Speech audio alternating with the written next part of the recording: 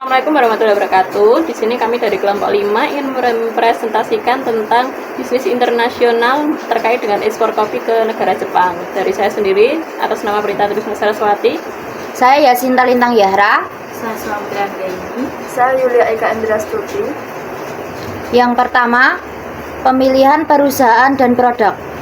1. Pemilihan perusahaan dan produk. Dalam perencanaan bisnis yang kami buat, kami memilih perusahaan Kopiku sebagai perusahaan eksportir biji kopi. Yang kedua, pemilihan produk. Dalam perencanaan bisnis ini, kami memilih biji kopi sebagai produk unggulan untuk diekspor. Untuk selanjutnya yaitu ada analisis pasar target. Untuk yang pertama, negara tujuan ekspor. Negara yang kami pilih sebagai negara tujuan yaitu adalah negara Jepang, karena Jepang memiliki permintaan kopi yang tinggi dan konsumen yang menghargai kopi berkualitas. Selain itu, Jepang dengan budaya kopi yang berkembang pesat sehingga menjadi pasar potensial untuk produk kopi yang unggulan dari Indonesia. Berikutnya yaitu ada analisis pasar politik. Yang sebelah kiri yaitu ada aspek politik dan dampak terhadap ekspor kopi ke negara Jepang. Yang pertama yaitu ada perjanjian perdagangan atau EPA yang berdampak akan menurunkan tarif impor, meningkatkan daya saing kopi di negara Jepang. Yang kedua yaitu ada politik lingkungan Jepang yang berdampak pada peningkatan permintaan kopi organik dan berkelanjutan. Dan yang terakhir yaitu ada stabilitas politik yang akan berdampak pada negara dengan hubungan diplomatik yang stabil. Dari data di samping dapat disimpulkan bahwa politik Jepang dalam ekspor biji kopi dari Indonesia yaitu yang pertama, Jepang memiliki permintaan kopi yang tinggi yang merupakan peluang besar bagi negara Indonesia untuk meningkatkan ekspor kopi organik. Dan yang kedua yaitu regulasi ketat.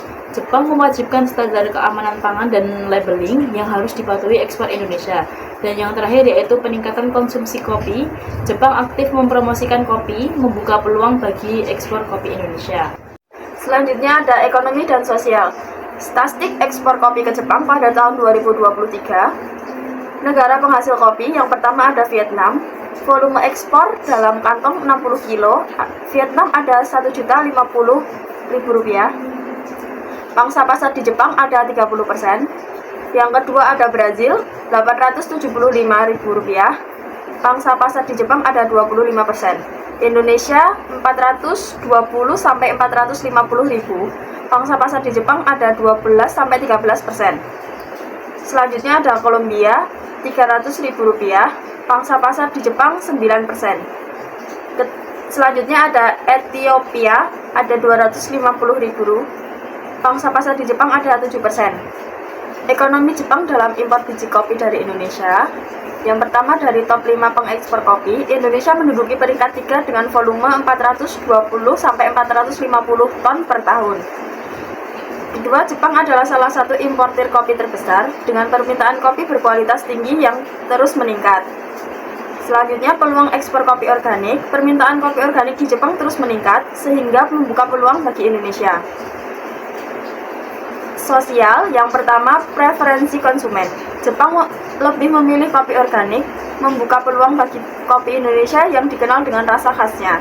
2. Gaya hidup dan kesehatan. Kesadaran akan kesehatan meningkatkan permintaan kopi organik. Yang ketiga, demokrasi konsumen.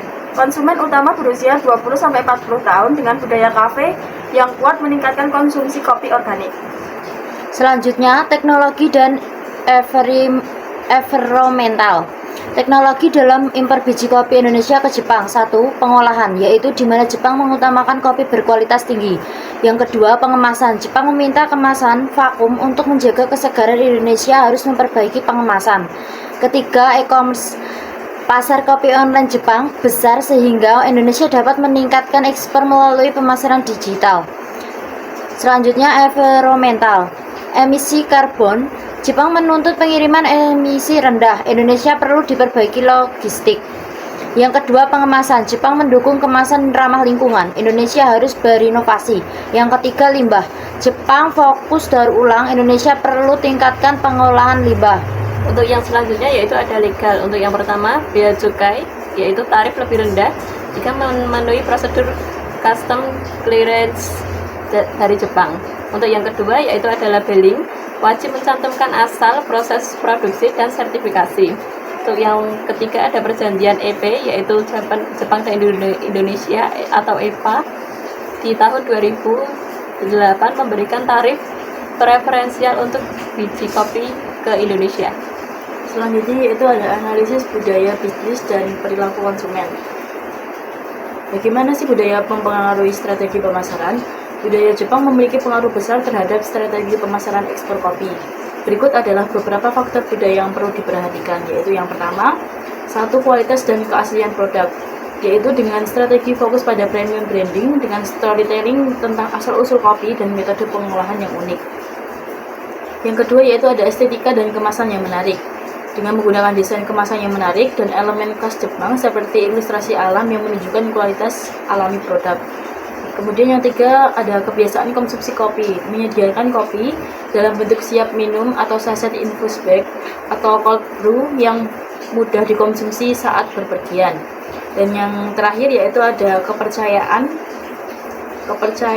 terhadap merek dan reputasi, yaitu dengan membangun brand awareness melalui kerjasama dengan distributor Jepang, pameran makanan dan minuman, serta menjalin kemitraan. Selanjutnya ada analisis budaya bisnis dan perilaku konsumen. Apa kebiasaan atau perilaku konsumen masyarakat Jepang yang perlu diperhatikan agar kopi terjual? Untuk menjual kopi di Jepang, ada beberapa kebiasaan dan perilaku konsumen yang perlu diperhatikan. Yang pertama, preferensi rasa yang halus dan tidak terlalu pahit. Yang kedua, kemasan yang menarik dan minimalis. Yang ketiga, ada kualitas sangat penting. Kopi yang dijual harus berkualitas tinggi, baik dalam hal biji kopi, metode penyeduhan, maupun penyajian. Yang keempat, pengaruh tren dan musim. Jepang memiliki tren konsumsi yang cepat berubah, termasuk dalam dunia kopi. Yang kelima, pentingnya branding dan storytelling. Masyarakat Jepang sangat menghargai cerita di balik suatu produk. Selanjutnya, strategi masuk pasar. Strategi masuk pasar Jepang eksporting kopi. Berikut adalah beberapa strategi yang dapat membantu memasuki pasar Jepang untuk ekspor kopi. Yang pertama, riset pasar dan segmentasi konsumen. Yang kedua, penyesuaian produk dan inovasi. Yang ketiga, kemasan dan desain. Yang keempat, kepatuhan terhadap regulasi dan standar. Yang kelima, sertifikasi dan regulasi. Yang keenam, standar kualitas global. Pastikan produk kopi sudah memenuhi standar internasional. Dan yang ketujuh, strategi pemasaran dan branding. Yang kedelapan, storytelling dan nilai unik. Konsumen Jepang menghargai cerita di balik suatu produk. Dan yang terakhir, strategi harga dan promosi. Untuk strategi lanjutan masuk pasar yaitu berikut adalah beberapa strategi yang dapat diterapkan untuk masuk ke pasar Jepang. Untuk yang pertama yaitu studi pasar dan adaptasi konsep. Yang kedua yaitu ada pengembangan brand dan storytelling. Yang ketiga ada desain visual yang menarik. Dan keempat ada kepatuhan regulasi dan standar. Kelima ada kemitraan lokal dan distribusi. Yang keenam ada strategi pemasaran dan promosi. Lalu yang terakhir ada dukungan dan pelatihan untuk franchise. Berikutnya yaitu ada strategi masuk pasar. Strategi masuk pasar Jepang melalui lisensi atau berikut adalah langkah-langkah dan strategi utamanya. Yang pertama yaitu memahami regulasi dan standar Jepang. Yang kedua yaitu menentukan model lisensi yang tepat. Yang ketiga yaitu bermitra dengan perusahaan lokal. Kemudian strategi yaitu jalin kerjasama dengan perusahaan Jepang di bidang distribusi, retail atau cafe seperti UCC Coffee, Dr. Coffee atau Family Mart untuk lisensi merek atau produk. Yang keempat yaitu menyesuaikan produk dengan preferensi konsumen Jepang. Strateginya yaitu dengan memberikan fleksibilitas kepada mitra lisensi untuk menyesuaikan rasa, kemasan, dan pemasaran yang sesuai dengan tren lokal. Yang kelima yaitu mengikuti pameran dan event kopi. Yang keenam yaitu mengoptimalkan distribusi melalui e-commerce. Dengan strategi lisensi ini, eksportir kopi Indonesia dapat masuk ke pasar Jepang dengan resiko yang lebih rendah dan memanfaatkan jaringan serta kepercayaan merek lokal. Selanjutnya adalah strategi masuk pasar. Strategi joint venture atau JV dalam ekspor kopi ke Jepang adalah pilihan yang efektif untuk berbagi resiko dan keuntungan dengan mitra lokal yang memiliki jaringan distribusi serta pemahaman tentang pasar Jepang. Berikut adalah langkah-langkah strateginya. Yang pertama, menentukan tipe joint venture yang tepat. Kontraktual joint venture. tidak membentuk perusahaan baru, tetapi bekerja sama dalam aspek tertentu seperti distribusi atau produksi kopi di Jepang. Yang kedua, memilih mitra lokal yang tepat. Yang ketiga, menyesuaikan produk dengan preferensi pasar Jepang. Strategi yang digunakan, sesuaikan rasa kopi dengan preferensi lokal, misal kopi dengan bodi ringan dan acidity seimbang. Yang keempat, memanfaatkan distribusi dan produk lokal. Dengan JV, kopi bisa diproses atau dikemas langsung di Jepang, sehingga lebih mudah diterima pasar dan mengurangi biaya logistik. Yang kelima, memanfaatkan branding dan marketing lokal. Selanjutnya, strategi masuk pasar dengan Foreign Direct Investment atau FDI. Dalam ekspor kopi, Foreign Direct Investment atau FDI adalah strategi di mana perusahaan asing berinvestasi langsung di Jepang dengan mendirikan fasilitas produksi, kantor cabang, atau bekerja sama dengan perusahaan lokal. Dalam konteks ekspor kopi, FDI bisa menjadi strategi yang kuat untuk meningkatkan kontrol atas distribusi, produksi, dan branding di Jepang. Yang pertama, memilih jenis FDI yang tepat. Yang kedua, memahami regulasi investasi di Jepang. Dengan strategi, gunakan jasa konsultan hukum bisnis Jepang untuk memahami aturan investasi dan perdagangan. Dan yang ketiga, membangun fasilitas produksi atau distribusi di Jepang. Strategi, pilih lokasi yang strategis. Yang keempat, mengembangkan produk yang cocok untuk pasar Jepang. Yang kelima, memanfaatkan jaringan distribusi lokal. Kesimpulannya, strategi Foreign Direct Investment atau FDI dalam ekspor kopi ke Jepang memberikan keuntungan jangka panjang seperti kendali penuh atas bisnis, efisiensi logistik, dan branding yang lebih kuat. Namun, ini juga membutuhkan investasi besar dan pemahaman mendalam tergantung regulasi serta budaya bisnis yang ada. Membangun pabrik roasting atau jaringan distribusi di Jepang bisa meningkatkan daya saing kopi Indonesia di pasar Jepang. Selanjutnya yaitu ada strategi masuk pasar. Strategi masuk pasar global atau e-commerce di Jepang untuk ekspor kopi yaitu Jepang memiliki pasar e-commerce yang berkembang pesat dengan platform besar seperti Amazon Japan, Rakuten, Yahoo, Shopping, dan Mercari. Memanfaatkan e-commerce bisa menjadi strategi atau yang efektif untuk ekspor kopi ke negara Jepang tanpa perlu investasi besar dalam infrastruktur fisik. Berikut adalah langkah-langkah yang strategisnya.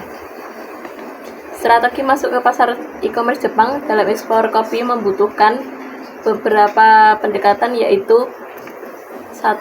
Pilih platform e-commerce yang tepat yaitu bisa Amazon, Rakuten, Yahoo, Shopping, atau Instagram. Terus ada sesuaikan produk dengan preferensi Jepang yaitu ada drip bag, cold brew, specialty coffee. Yang selanjutnya ada patuhi regulasi Jepang yaitu JAS MHLW, label kemasan dalam bahasa Jepang. Lalu selanjutnya gunakan logistik yang efisien yaitu FBA Amazon atau gudang lokal Jepang. Yang selanjutnya ada optimalkan pemasaran digital yaitu bisa SEO, ADS, influencer, TikTok, dan line shopping. Dengan strategi ini, kopi Indonesia bisa lebih mudah menembus pasar Jepang dan bersaing dengan brand global lainnya. Sekian presentasi dari kelompok kami, kurang lebihnya mohon maaf. Wassalamualaikum warahmatullahi wabarakatuh.